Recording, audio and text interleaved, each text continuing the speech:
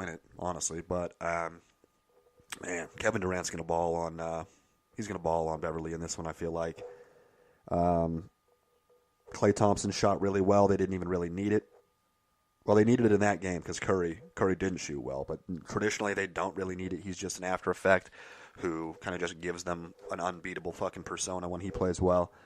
The Clippers have done well, but they, again, energy expenditure. I think that they have. Patrick Beverly has given him basically just about all he has trying to stop Kevin Durant. I'm not sure how much more he has left to give. He's obviously not as good of a player as Kevin Durant, so it's kind of a moot point there anyway. Golden State's going to be favored by 14.5 at home, and ESPN's Basketball Power Index gives them an 81% chance to win the game. That's going to bring us to the end of tonight. It's going to be some fun games. Really looking forward to that Jazz-Rockets game. I think everybody is. Keep your eyes on that.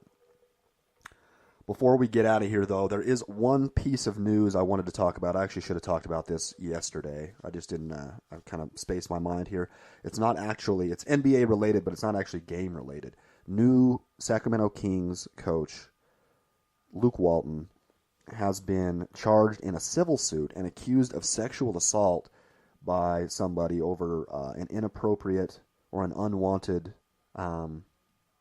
sexual advance. And this actually stems from 2014 when Walton was an assistant coach with the Golden State Warriors. But it did happen in Los Angeles on a road trip, and apparently happened in her hotel room. He was invited over.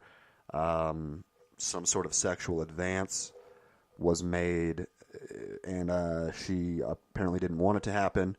And it says that fear was the reason that the allegations came out delayed. I'm not sure if the Lakers knew about this, at least recently when they decided to fire him. I don't think that the Kings knew about this last week when they decided to hire him. I'm not sure what to come of this. It's not a legal proceedings. There is a civil suit and accusations. It's obviously, a pretty big deal. Not something you want out of your new head coach. So it's going to be interesting to see what happens here with the Sacramento Kings and Luke Walton. Seemed like a good fit. Kind of just soured up a little bit with that, I'd imagine. And it'd be interesting to see what kind of repercussions come from it. If they have any actions, if they have any disciplinary actions, if the NBA has any disciplinary actions, or if any legal consequences come from it. It'll be an interesting thing to keep an eye on. And then even just the public perception of Luke Walton. What are we going to find out about this case? What comes out?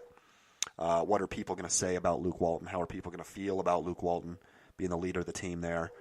Interesting, unfortunate set of circumstances for everyone involved. Obviously, you got to hope that, you feel bad for the lady there. Just a really unfortunate set of circumstances there for the Sacramento Kings and all the people involved there in that one.